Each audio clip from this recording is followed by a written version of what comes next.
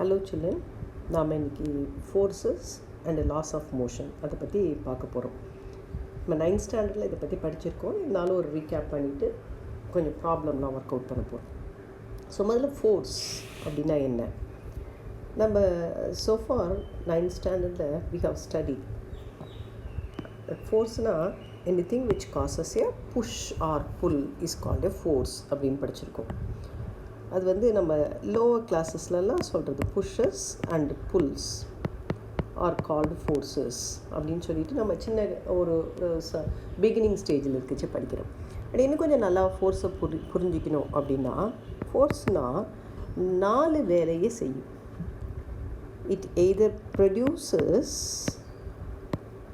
R tries to produce motion.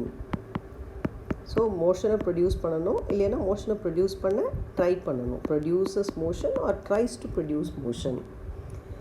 It either stops or tries to stop.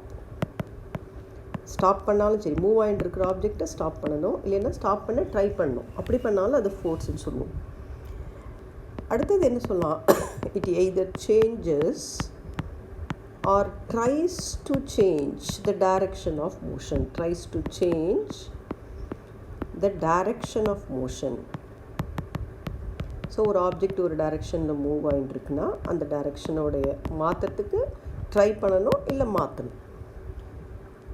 It changes or tries to change the shape of the object. Changes or tries to change.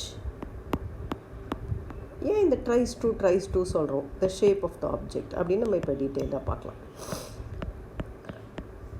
இப்போ ஒரு object வந்து ரெஸ்ட்டில் இருக்குதுன்னு வச்சுக்கலாம். ஒரு பெரிய பீரோ ரெஸ்ட்டில் இருக்குது. நான் ஒரு ஃபோர்ஸ் அப்ளை பண்ணுறேன், ஒரு 5 நியூட்டன். நகரவே இல்லை. அப்போ நான் ஃபோர்ஸ் அப்ளை பண்ணலன்னு அர்த்தமா? பண்ணுறேன். It tries to move the object. இப்போ இந்த பீரோவை நான் 500 நியூட்டன் அழுத்தினா கொடுத்தா இது மூவ் ஆகலாம். ஸோ இதுவும் ஃபோர்ஸ் தான், இதுவும் ஃபோர்ஸ் தான். ட்ரை பண்ணாலும் அது ஃபோர்ஸ் தான், இல்லை ஆக்சுவலாக மூவ் பண்ணாலும் ஃபோர்ஸ் தான். மூவ் ஆகிக்கிட்டு இருக்கிற ஆப்ஜெக்ட் ரெஸ்ட் பண்ணாலும், இல்லை ரெஸ்ட் பண்ணுறதுக்கு ட்ரை பண்ணாலும் அது ஃபோர்ஸ் தான். ஸோ இது எல்லாமே நாம் சொல்கிறோம், இது எல்லாமே ஃபோர்ஸ். ஒரு ஃபோர்ஸ்னால் இந்த 4 வேலையில் ஏதாவது ஒரு வேலையை செய்யணும். ஃபார் எக்ஸாம்பிள் ஒரு ஆப்ஜெக்ட் வச்சுக்கலாம். அது மேலே நான் ஒரு 2 நியூட்டன் ஃபோர்ஸ் இந்த டைரெக்ஷனில் கொடுக்குறேன்னா அது 2 மீட்டர் இந்த டைரெக்ஷனில் மூவ் ஆகுதுன்னு வச்சுக்கலாம். இதே ஆப்ஜெக்ட் மேலே நான் ஒரு 5 நியூட்டன் ஃபோர்ஸ் இந்த டைரெக்ஷனில் கொடுத்தா அது 5 மீட்டர்ஸ் மூவ் ஆகுதுன்னு வச்சுக்கலாம்.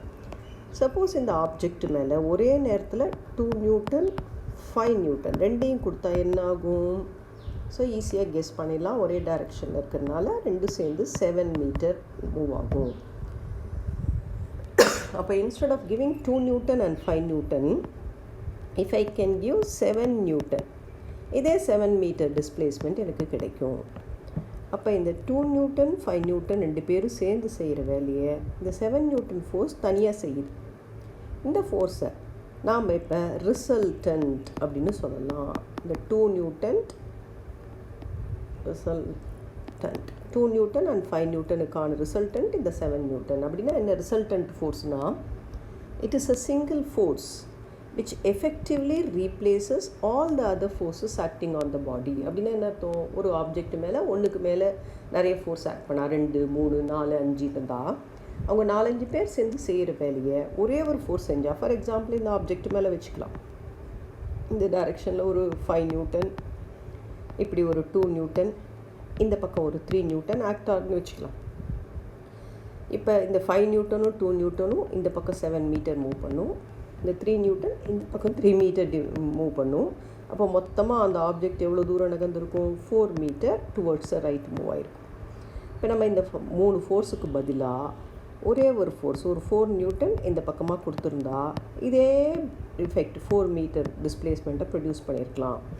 ஸோ இவங்க 3 பேர் சேர்ந்து செய்கிற வேலையை, யார் 3 பேர்? இந்த 5 நியூட்டன் 2 நியூட்டன் அண்ட் 3 நியூட்டன் 3 பேர் சேர்ந்து செய்கிற வேலையை இந்த சிங்கிள் ஃபோர்ஸ் 4 நியூட்டன் பண்ணுறதுனால this 4 Newton is called the resultant of these 3 forces அப்படின்னு நம்ம சொல்கிறோம். ஸோ ரிசல்டன்ட்னா ஒரு ஆப்ஜெக்ட் மேலே 2-3 ஃபோர்ஸ் ஆக்ட் பண்ணும்போது மோர் தென் 1 அவங்க 2-3 பேர் செய்கிற வேலையை ஒரே ஒரு சிங்கிள் ஃபோர்ஸ் செஞ்சால் அந்த சிங்கிள் ஃபோர்ஸுக்கு ரிசல்டன்ட் ஃபோர்ஸ்னு பேர். அப்புறம் அடிக்கடி பேலன்ஸ்டு அன்பேலன்ஸ்டு ஃபோர்ஸஸ் அப்படின்னு நம்ம சொல்லுவோம். Balanced or unbalanced. பேலன்ஸ்டு ஃபோர்ஸஸ்னால் என்ன? ரெண்டு ஃபோர்ஸ் ஆக்ட் ஆகுதுன்னு வச்சுக்கலாம் ஒரு ஆப்ஜெக்ட் மேலே. இப்போ ஒரு 2 நியூட்டன் இந்த டைரெக்ஷனில் 2 நியூட்டன். இந்த ஆப்ஜெக்ட் எந்த பக்கம் நகரும்? எப்பயுமே நகராது. ஏன்னா இந்த 2 newton 2 metre towards the right produce பண்ணும், இந்த 2 newton towards the left 2 metre பண்ணும். பட் மொத்தமாக இந்த ஆப்ஜெக்ட் நகராது. ஸோ த நெட் ஃபோர்ஸ் இந்த ரைட் சைடை நான் பாசிட்டிவ் டைரெக்ஷன் வச்சுருந்தா அது மேலே இருக்க நெட் ஃபோர்ஸ் +2 -2 = 0.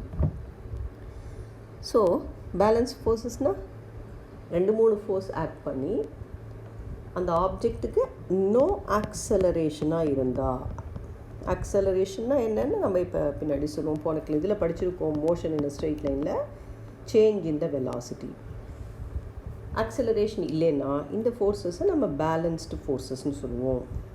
அப்படி இல்லாமல் 2 நியூட்டன் இந்த டைரெக்ஷன், 3 நியூட்டன் 5 நியூட்டன் இந்த டைரெக்ஷனில் இருந்தால் மொத்தமாக இந்த சைடு ஆக்சலரேட் ஆகும். ஏன்னா net force 3 Newton in this direction. அப்போ 2-3 ஃபோர்ஸ் ஆக்ட் ஆகி நெட் ஆக்சலரேஷன் இருந்தால் அதுக்கு பேர் அன்பேலன்ஸ்டு ஃபோர்ஸஸ். பேலன்ஸ்டுனா ஃபோர்ஸே இல்லைன்னு அர்த்தம் கிடையாது. ஃபோர்ஸஸ்லாம் ஆக்ட் ஆகுது, ஆனாலும் ஒன்று கேன்சல் பண்ணி நெட் ஆக்சலரேஷன் இஸ் 0. அன்பேலன்ஸ்னால் 2-3 ஃபோர்ஸ் ஆக்ட் ஆகி there is a net acceleration. இப்படி இருந்தால் அன்பேலன்ஸ்னு சொல்லுவோம். இதெல்லாம் அடிக்கடி யூஸ் பண்ணக்கூடிய வார்த்தைகள். ஸோ நம்ம தெரிஞ்சுக்கிறோம் ஃபோர்ஸ்னால் என்ன, what are the effects caused by the 4 effects that a force can do, what is meant by the resultant of forces. So இந்த வார்த்தை நல்லா ஞாபகம் வச்சுக்கணும். ரிசல்டன்ட் ஃபோர்ஸ்னால் என்ன, அப்புறம் என்ன தெரியணும், we should know what is meant by a balanced force and what is a unbalanced force. இப்போ இது தெரிஞ்சதுக்கப்புறமா இப்போ we are going into the concept of inertia. Newton's first லா போகிறதுக்கு முன்னாடி இனர்ஷியான்னு ஒரு வார்த்தையை அடிக்கடி சொல்லுவார். அப்படின்னா என்னென்னா, it is a inherent property. அப்படின்னா ஒவ்வொரு ப்ராப்பர்ட்டிக்கும் இயற்கையாக இருக்கக்கூடிய ஒரு தன்மை. இன்ஹரண்ட் அப்படின்னா அதுக்கிட்டே இருக்குது. என்ன அது? அதனால் அந்த ப்ராப்பர்ட்டியை வச்சுட்டு அது என்ன பண்ணும்? தண்ணியில் மிதக்குமா? இல்லை. It is a inherent property by virtue of which an object opposes any change in the state. எதை அப்போஸ் பண்ணும்? அதோடைய ஸ்டேட்டில். இப்போ நம்மலாம் இருக்கோம், தூங்கிட்டு இருக்கோம், அம்மா வந்து எழுப்புறாங்க, என்ன பண்ணுறோம்? டக்குன்னு எழுந்துக்கிறோமா? கிடையாது. கோவம் வருது நமக்கு. டிவி பார்த்துட்டு இருக்கோம், கூப்பிட்றாங்க, எதுக்கோ போகிறோமா? இல்லை. ஸோ அது இயற்கையாக இருக்கிறது. எதிர்ப்பு சும்மா ஜோக்குக்கு சொன்னேன். அப்போ அது கிடையாது. எந்த ஆப்ஜெக்ட்டுக்கும் அது இருக்கிற ஸ்டேட்டை விட்டு மாற்றணும்னு நினச்சா, ஒரு ரெஸ்ட்டில் ஒரு ஆப்ஜெக்ட் இருக்குன்னா அதை போ அப்படின்னு சொன்னால் அதுக்கு போகாது, எதிர்க்கும். அது மாதிரி மூவ் ஆகிட்டே இருக்கிற ஆப்ஜெக்டை நிற்க சொன்னால் நிற்காது, போயிட்டே இருக்க தான் விரும்பும். ஸோ அதோடைய ஒரிஜினல் ஸ்டேட்லேயே இருக்க விரும்புது. நம்ம மாற்ற சொன்னால் அதை அப்போஸ் பண்ணும். அந்த ப்ராப்பர்ட்டிக்கு பேர் இனர்ஷியா அப்படின்னு சொல்கிறோம்.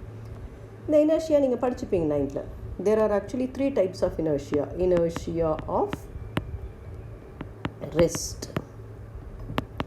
inertia of motion, inertia of direction. Inertia of restனா என்ன அர்த்தம்? ரெஸ்ட்டில் இருக்க ஆப்ஜெக்ட் ரெஸ்ட்லேயே இருக்கணும்னு நினைக்கும். The tendency, the inability of an object to change its state of rest is called inertia of rest. அப்படின்னா என்ன அர்த்தம்? ஒரு ஆப்ஜெக்ட் ரெஸ்ட்டில் இருக்குன்னா அது ரெஸ்ட்டில் இருக்கணும்னு நினைக்கும். ஃபார் எக்ஸாம்பிள், இப்போ நம்ம ஒரு பஸ்ஸில் உட்காந்துட்ருக்கோம்னு வச்சுக்கலாம், ஃப்ரெண்டு கூட பேசிக்கிட்டு இருக்கோம், பஸ் ஸ்டாண்டில் நிற்குது, ரெஸ்ட்டில் இருக்குது அந்த பஸ். இப்போ நம்ம பேசிகிட்டு இருக்கோம், நமக்கு தெரியாது பஸ் ஸ்டார்ட் ஆக போகுது. திடீர்னு டிரைவர் பஸ்ஸை ஸ்டார்ட் பண்ணார்னா நம்ம எல்லோரும் என்ன ஆகுறோம்? பின்பக்கமாக போய் விழறதுக்கு ட்ரை பண்ணுறோம். ஏன் அப்படின்னா, முதல்ல நம்ம பாடி பின்னாடி இருந்தது. இப்போ டிரைவர் பஸ்ஸை ஸ்டார்ட் பண்ண உடனே முன்னாடி போக ட்ரை பண்ணுது. அப்போ நம்ம மேல் போர்ஷன் ஆஃப் த பாடி என்ன பண்ணுது? முன்னாடி இருந்த இடத்துல இருக்க ட்ரை பண்ணுது. அதனால தான் அங்கே பின்னாடி பக்கமாக போகுது. இந்த ப்ராப்பர்ட்டியை யூஸ் பண்ணி தான் நம்ம மரத்தை உலுக்கினா பூ கீழே விழுது இல்லையா? அது கூட இந்த இனர்ஷியா ஆஃப் ரெஸ்ட்னால தான். ஒரு மரம் இருக்குது, அதை உலுக்குறோன்னா முன்னாடி அந்த ஃப்ளவர் அந்த மரத்து மேலே ரெஸ்ட்டில் இருந்தது. இப்போ நான் உலுக்கும் போது அந்த பிரான்ச் மூவ் ஆகுது. ஆனால் அந்த பூ என்ன சொல்லுது? பிரான்ச்சுக்கு தான் நீ ஃபோர்ஸ் கொடுத்து அது மூவ் ஆகுது, எனக்கு ஃபோர்ஸ் கொடுக்கல, நான் முன்னாடி இருந்த இடத்துல இருக்கணும்னு நினைக்குது. அப்போ பிரான்ச் நகர்ந்து போயிடுது. பூ அங்கேயே இருக்க ட்ரை பண்ணுறதுனால அதை பிடிச்சிக்க ஆள் இல்லை, கிராவிட்டி பிடிச்சி இழுக்குது, கீழே வந்துடுது. அது மாதிரி தான் ஒரு கார்பெட்டை டஸ்ட் பண்ணுறோம். கார்பெட்டில் டஸ்ட்டு ஒட்டிக்கிட்டு இருக்குது, ரெஸ்ட்டில் இருக்குது. நான் ஒரு குச்சியை வச்சு தட்டினா கார்பெட் மூவ் ஆகுது, டஸ்ட்டு பார்ட்டிக்கல் என்ன பண்ணுது? மூவ் ஆகாமல் ரெஸ்ட்டில் இருக்கணும்னு நினைக்கிது. ஆனால் அங்கே நிற்க முடியல, கிராவிட்டி இருக்கிறதுனால கீழே விழுந்துடுது. இதெல்லாம் இனர்ஷியா ஆஃப் ரெஸ்ட்டுக்கு நாம் சொல்லக்கூடிய examples. Inertia of motion. It is an inability of an object to change its state of motion. Move ஆக்கிட்டு இருக்கிற ஆப்ஜெக்டை நில்லுன்னு சொன்னால் நிற்கிறதுக்கு எதிர்ப்பு காட்டுறது. இதுக்கு நம்ம என்ன சொல்லலாம், பஸ்ஸில் போய்கிட்டே இருக்கோம், திடீர்னு டிரைவர் சடன் பிரேக் அடித்தா நம்மளாம் என்ன ஆகும், முன்னாடி போய் முட்டிக்கிறோம். ஏன்னா நம்ம முன்பக்கமாக போயிட்டே இருந்தோம், அவர் பிரேக் அடித்தோடனே நம்ம உடம்பு என்ன செய்யுது, முன்னாடி போகணும்னு நினைக்குது. அதனால் பிரேக் அடித்தப்புறம் முன்னாடி போகுது, நம்ம முன்னாடி போய் முட்டிக்கிறோம். நம்ம உஷாராக இருந்தால் நம்ம இது பண்ணிக்கலாம். ஸோ அதுக்கு தான் மூவிங் பஸ்லேருந்து ஜம்ப் பண்ணக்கூடாதுன்னு சொல்கிறோம். ஏன்னா ஜம்ப் பண்ணால் நம்ம உடம்பு என்ன பண்ணும், பஸ்ஸு போகிற டைரெக்ஷன்லேயே ஓட ட்ரை பண்ணும். நம்ம உடம்பால் அவ்வளோ ஃபாஸ்ட்டாக ஓட முடியாது. முட்டி ரெஸ்ட்டுக்கு வந்துடும், உடம்பு ஓட பார்க்கும், கீழே விழுந்துடுவோம். அதுக்கு தான் அப்படி ஸ்லோவாக ஓடுற பஸ்லேருந்து சில பேர் ஃபிசிக்ஸ் தெரிஞ்சால் என்ன பண்ணுவாங்க, அந்த பஸ்ஸு போகிற டைரெக்ஷனே கொஞ்சம் தூரம் மெதுவாக ஓடிட்டு, அதுவும் ட்ரை பண்ணாதீங்க யாரும். ஸ்லோவாக இருந்தால் சில பேர் இன்டெலிஜென்ட்டாக ஜம்ப் பண்ணிவிட்டு கொஞ்சம் தூரம் ஓடிட்டு நிற்பாங்க. ஸோ தட் அடிப்படாமல் டக்குன்னு சேஞ்சை ஸ்டேட்டை மாற்றாமல் கொஞ்சம் நிதானமாக மாற்றிப்பாங்க. ஸோ இது inertia of motion. Inertia of direction தான். ஒரு ஆப்ஜெக்ட் எந்த டைரெக்ஷனில் போய்கிட்டு இருக்கோ அதே டைரெக்ஷனில் தான் போகும். இப்போ ஃபார் எக்ஸாம்பிள் இப்போ நம்ம காரு பார்த்துருப்பீங்க, இல்லை பஸ்ஸே கூட பார்த்துருப்பீங்க. ரைட்டில் திடீர்னு டேர்ன் பண்ணால் லெஃப்ட் சைட் போய் விழுவோம், எல்லோரும் லெஃப்ட்டில் டேர்ன் பண்ணால் ரைட்டில் போய் விழுவோம். அது ஏன், இப்போ நம்ம உடம்பு நேராக இருக்க விரும்புது. ரைட்டில் போனால் இல்லை நேர் போர்ஷனுக்கு போனோம், லெஃப்ட்டில் நம்ம உடம்பு போகுது. ஸோ இது இனர்ஷியா ஆஃப் டைரக்ஷனுக்கு example. So there are 3 types of inertia. Inertia, it is the inherent property by means of which an object opposes any change in its state. So இங்கே தான் நியூட்டன் சொல்கிறார், ஃபஸ்ட்டு லா சொல்கிறாரு. Newton first லாவில் என்ன சொல்கிறாரு, every object continues to be in its state of rest or of uniform motion unless compelled by an external agency. So ஒரு external agency அதை compel பண்ணலன்னா ஒரு ஆப்ஜெக்ட் ரெஸ்டில் இருக்கிற ஆப்ஜெக்ட் ரெஸ்ட்லேயே இருக்கும், மூவ் ஆகிற ஆப்ஜெக்ட் மூவ் ஆகிக்கிட்டே இருக்கும் அப்படின்னு சொல்கிறாரு. அப்படின்னா என்ன அர்த்தம், ஸோ அதோட ஸ்டேட்டை மாற்றணுன்னா யூ நீட் எ ஃபோர்ஸ் இல்லாமல் ஒரு ஆப்ஜெக்டோட ஸ்டேட்டை நம்மளால் மாற்ற முடியாது அப்படின்னு சொல்லிட்டு சொல்கிறாரு. சரியா, இந்த இனர்ஷியாவை பற்றி சொல்லிகிட்டு இருக்கும்போது ஒரு ஆப்ஜெக்டோட இனர்ஷியா மாஸை டிபெண்ட் ஆகிருக்குன்னு சொல்கிறோம். அதாவது என்னென்னா, மாஸ் அதிகமாக இருக்கிற ஆப்ஜெக்ட்டுக்கு இனர்ஷியா அதிகமாக இருக்கும், அதோடைய அப்போசிங் கேரக்டர் அதிகமாக இருக்கும். மாஸ் கம்மியாக இருக்கிற ஆப்ஜெக்ட்டுக்கு அப்போசிஷன். இப்போ மலையை நகர்த்தணும்னு நினச்சா அது ரொம்ப எதிர்ப்பு காட்டும், ஒரு சின்ன கல்லை நகர்த்தணுன்னா ஈஸியாக கொஞ்சம் தான் எதிர்ப்பு இருக்கும். So first law, coming back to the first law என்ன சொல்லுது, ரெஸ்ட்டில் இருக்கிற ஆப்ஜெக்ட் ரெஸ்ட்லேயே இருக்கும், மூவ் ஆகிற ஆப்ஜெக்ட் மூவ் ஆகிட்டே இருக்கும். ஸோ ஒரு ஆப்ஜெக்டோட ஸ்டேட்டை மாற்றணுன்னா என்ன பண்ணணும், நம்ம வெளியிலேருந்து ஒரு ஃபோர்ஸ் ஒன்று கொடுக்கணும். ஃபோர்ஸ் கொடுத்தா தான் அதோட ஸ்டேட்டை நம்மளால் மாற்ற முடியும் அப்படின்னு சொல்கிறோம். இப்போ நம்ம 2 எக்ஸாம்பிள் வச்சுக்கலாம். ஒரு 2 ஆப்ஜெக்ட் இருக்குது. ஒரு ஆப்ஜெக்ட்டு 3 kg ஆப்ஜெக்ட், இது 5 kg ஆப்ஜெக்ட். இப்போ நான் இதை 2 பேருமே ரெஸ்ட்டில் இருக்காங்க. இந்த 2 பேரையும் நான் மூவ் பண்ணணுன்னு நினைக்கிறேன். இப்போ நான் யாருக்கு நிறையா ஃபோர்ஸ் கொடுக்க வேண்டியிருக்கும், ஆப்வியஸ்லி தெரியும் 5 kg ஆப்ஜெக்ட்டுக்கு நான் நிறையா ஃபோர்ஸ் கொடுக்கணும். ஏன்னா அதுக்கு இனர்ஷியா அதிகமாக இருக்கிறதுனால the force which I have to apply is more for 5 kg object. இப்போ இன்னொரு சிச்சுவேஷன் வச்சுக்கலாம். 2 3 kg ஆப்ஜெக்ட் இருக்குது. இந்த 2 3 kgக்கும் நான் ஃபோர்ஸ் கொடுத்து மூவ் பண்ணணும். இதை ஒரு 2 m/s ஸ்பீடில் மூவ் பண்ணணும், இதை நான் 5 m/s மூவ் பண்ணணும். அப்போ நான் யாருக்கு ஃபோர்ஸ் கொடுக்கணும், அதிகமாக கொடுக்கணும். நிச்சயமாக செகண்ட் கேஸில் தான் அதிகமான வெலாசிட்டிக்கு மோர் ஃபோர்ஸஸ் ரிக்வயர். ஸோ நான் கொடுக்க வேண்டிய ஃபோர்ஸு மாஸை மட்டும் டிபெண்ட் ஆகி இல்லை, அந்த ஆப்ஜெக்டுடைய ஸ்பீடையும் டிபெண்ட் ஆகி இருக்குது. அப்போ நியூட்டன் என்ன சொல்கிறாரு, இந்த ஸ்பீடு மாஸ் ரெண்டையும் கம்பைன் பண்ணி ஒரு டேர்ம் சொல்கிறாரு. So the force required to change the motion of an object depends not only on the mass of the object but it also depends on the velocity. The mass and velocity சேர்ந்த மாதிரி ஒரு term சொல்கிறாரு. He says defines a term called momentum. It defines it as the product of the mass and the velocity of the object. So p, small p போடுறோம் momentum represent பண்ணுறதுக்கு. இது ஒரு vector quantity.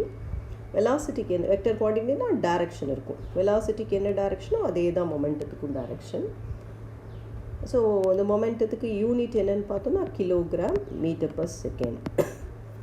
So முக்கியமாக ஞாபகம் வச்சுக்க வேண்டியது inertia depends on mass, momentum அப்படிங்கிறது it depends on both mass and velocity. So இது ஃபார்முலா லிஸ்ட்டில் நம்பர் 1 ஃபார்முலா எழுதிக்கணும். Momentum is equal to M into V. அதில் யூனிட்டும் எழுதிக்கணும். சரியா? இப்போ நாம் ஆஃபன் நமக்கு சொல்லுவாங்க, நம்ம ஒரு ட்ரெயினில் ட்ராவல் பண்ணிக்கிட்டே இருக்கோம்னு வச்சுக்கலாம். ஒரு ட்ரெயின் இருக்குது, ஒரு ஆப்ஜெக்ட் வந்து கான்ஸ்டன்ட் வெலாசிட்டியில் போகணும்னு நினச்சா. இதில் ரொம்ப முக்கியமான விஷயம் நல்லா ஞாபகம் வச்சுக்கோங்க. இப்போ ஒரு ட்ரெயின் இருக்குது, இது ஒரு 30 மீட்டர்/செகண்ட் ஸ்பீடில் போய்கிட்டு இருக்குன்னு வச்சுக்கலாம். இந்த ஸ்பீடில் இது போகிறதுக்கு இதுக்கு ஏதாவது நம்ம ஃபோர்ஸ் கொடுக்கணுமா அப்படின்னு கேட்டால் கிடையாது. ஏன்னா இதோட ஸ்பீடு மாறணும்னு நினச்சா தான் ஃபோர்ஸ் கொடுக்கணும். கான்ஸ்டன்ட் ஸ்பீடில் போகிறதுக்கு ஒரு ஆப்ஜெக்ட்டுக்கு நம்ம ஃபோர்ஸ் கொடுக்க வேண்டிய அவசியம் இல்லை. 0 ஸ்பீடுலேருந்து 30க்கு இன்க்ரீஸ் பண்ணுறதுக்கு ஃபோர்ஸ் வேணும். ஒன்ஸ் 30 வந்துட்டு அதுலேயே கான்ஸ்டண்ட்டாக போகிறதுனா நோ ஃபோர்ஸ் இஸ் ரெக்வயர்ட். திரும்ப 30லேருந்து 0க்கு மாற்றணுன்னா யூ நீட் அ ரிட்டார்டேஷன். இந்த 0 to 30 இன்க்ரீஸ் பண்ணுறதுக்கு ஆக்சலரேஷன் வேணும், 30 to 0க்கு ரிட்டார்டேஷன். இந்த ரெண்டு சுச்சுவேஷனில் மட்டும்தான் you need a force. Constant ஸ்பீடில் ஒரு ஆப்ஜெக்ட் போகிறதுக்கு நம்ம ஃபோர்ஸ் கொடுக்க வேண்டாம். ரொம்ப முக்கியமான விஷயம். ஸோ வெலாசிட்டி மாறலைன்னா ஆக்சலரேஷன் 0, ஆக்சலரேஷன் 0னா force is 0. So to keep an object move with a constant velocity you do not need a force. நல்லா தெரிஞ்சுக்கிறேன். இவன் நம்ம வச்சுக்கலாம், ஒரு ட்ரெயின் ஒன்று இருக்குதுன்னு வச்சுக்கலாம். அது ஒரு யூனிஃபார்ம் ஸ்பீடில் 30 மீட்டர்/செகண்டில் போயிட்டுருக்குன்னு வச்சுக்கலாம். 30 km/h அப்படின்னு வச்சுக்கலாம். மீட்டர்/செகண்ட் will not be appropriate. Let us take 30 km/h. இந்த ட்ரெயின்குள்ளே நான் ஒரு ஆள் உட்காந்துருக்கான், கையிலேருந்து ஒரு காசை தூக்கி போடுறான். சரியா? தூக்கி போயிட்டு காசு மேலே போயிட்டு திரும்பி கீழே வருது. அப்போ அவன் வந்து திரும்பி கீழே வச்சு அவன் இங்கே மூவ் ஆகிருப்பான். அப்போ காசு அவன் கைக்கு வருமா இல்லை பின்பக்கம் விழுந்துருமா அப்படின்னு பார்த்தோன்னா, ஸ்பீடு அவன் தூக்கி போடும்போது அவனுக்கு என்ன ஸ்பீடு இருந்ததோ அதே ஸ்பீடு காசுக்கும் இருக்கும். ஸோ காசும் இந்த இடத்துக்கு நகர்ந்துடும். ஸோ கரெக்டாக மேலே போயிட்டு திரும்ப அவன் கைக்கு வந்துடும். இப்போ இந்த ட்ரெயின் சப்போஸ் ஆக்சலரேட் ஆகுது. இவன் இங்கே இருக்கும்போது ஆக்சலரேட்னா ஸ்பீடு இன்க்ரீஸ் ஆகிக்கிட்டே போகுது. இவன் இங்கே இருக்கும்போது அதுக்கு 30 km/h இருந்தது. இந்த ஸ்பீடில் அவன் காசை தூக்கி போட்டான். அவன் இங்கே மூவ் ஆகிட்டான் இல்லையா, அந்த கேப்பில் அவனோட ஸ்பீடு 32 km/h ஆகிடுதுன்னு வச்சுக்கலாம், அவனோட ஸ்பீட். ஆனால் இவன் தூக்கி போட்டப்போ என்ன ஸ்பீடு இருந்ததோ அதுதான் காசுக்கு இருக்கும். காசோட ஸ்பீடு இப்போ 30 km. அப்போ அது கொஞ்சம் தூரம் போயிருக்குமே ஒழிய இவனுக்கு கொஞ்சம் பின்னாடி ஆகிடும். அப்போ இவன் நகர்ந்து போய் தான் பிடிக்கணும், பின்பக்கமாக விழுந்துடும். ஸோ இவன் காசை தூக்கி போடச்சே அவனுக்கு என்ன வெலாசிட்டி இருந்ததோ அதுதான் காயினுக்கு இருக்கும். ஸோ ஆக்சலரேட் ஆகிற ட்ரெயினில் காசை தூக்கி போட்டால் அது அவனுக்கு பின்னாடி போயிடும். சப்போஸ் இவன் டெசலரேட் ஆகலான்னு வச்சுக்கலாம். இவன் வந்து ட்ரெயின் ஸ்லோ ஆகிட்டுருக்கு. இங்கே இருக்கும்போது 30 இருந்தது, காசை தூக்கி போட்டான். இந்த இடத்துக்கு வரும்போது 28 ஆகிடுச்சு. ஆனால் காசுக்கு எவ்வளோ இருந்திருக்கும்? 30 km/h இருந்திருக்கும். அதனால் அவனுக்கு முன்னாடி போயிடும். ஸோ இவனுக்கு முன்னாடி கீழே வந்துடும். ஸோ யூனிஃபார்ம் ஸ்பீடில் ட்ரெயின் போச்சு, இவன் காசை தூக்கி போட்டால் திரும்ப காசு இவன் கைக்கு வரும். ஆக்சிலரேட் ஆகிற ட்ரெயினில் தூக்கி போட்டான்னா இவனுக்கு பின்னாடி போயிடும் காசு. டெசலரேட் ஆகிற ட்ரெயினில் போட்டால் இவனுக்கு முன்னாடி வந்துடும். இது அடிக்கடி ஒரு எக்ஸாம்பிள் சொல்லுவாங்க, இந்த ஃபோர்ஸு ஆக்சலரேஷன். இது இந்த பாயிண்டில் ஞாபகம் வச்சுக்க வேண்டியது என்னென்னா, காசை நம்ம கையிலேருந்து தூக்கி போடுறோன்னா அந்த நேரத்தில் தூக்கி போடுற நேரத்தில் எனக்கு என்ன ஸ்பீடு இருந்ததோ அந்த ஸ்பீடு அந்த காசுக்கிட்டேயும் இருக்கும். அதுக்கப்புறம் ஆக்சிலரேஷன் டெசலரேஷன் எனக்கு தானே ஒழிய காசுக்கு கிடையாது. ஏன்னா அது காற்றுல இருக்குது, அது ட்ரெயினோட கான்டாக்டில் இல்லை அப்படின்னு ஞாபகம் வச்சுக்கணும். ஸோ இதுதான் நியூட்டன்ஸ் ஃபர்ஸ்ட் லாவில் இது மாதிரி இனர்ஷியாவில் கொஷின்ஸ் கேட்கலாம், மொமெண்டம் யூஸ் பண்ணி சம்ஸ் கேட்கலாம், இந்த ட்ரெயின் காசு தூக்கி போடுற கொஷின் கேட்கலாம். ஃபார் எக்ஸாம்பிள் ஒரு கேட்கலாமே, 2 மாஸ் இருக்குது, 5 kg 8 kg mass 20 kg mass. இவங்க 2 பேரில் யாருக்கு இனர்ஷியா அதிகமாக இருக்கும் அப்படின்னு கேட்டால் நிச்சயமாக 20 kg மாஸ்க்கு தான் அதிகமாக இருக்கும்னு நம்ம சொல்லலாம். ஒரு ஆப்ஜெக்ட் 20 kg மாஸ் இருக்கிற ஆப்ஜெக்ட்டுக்கு மொமெண்டம் 125 kg/s. இதோட வெலாசிட்டி என்ன அப்படின்னு கேட்கலாம். ஸோ நம்ம ஃபார்முலா P = mv இருக்குது. இதுலேருந்து V = P/m எடுத்துக்கலாம்.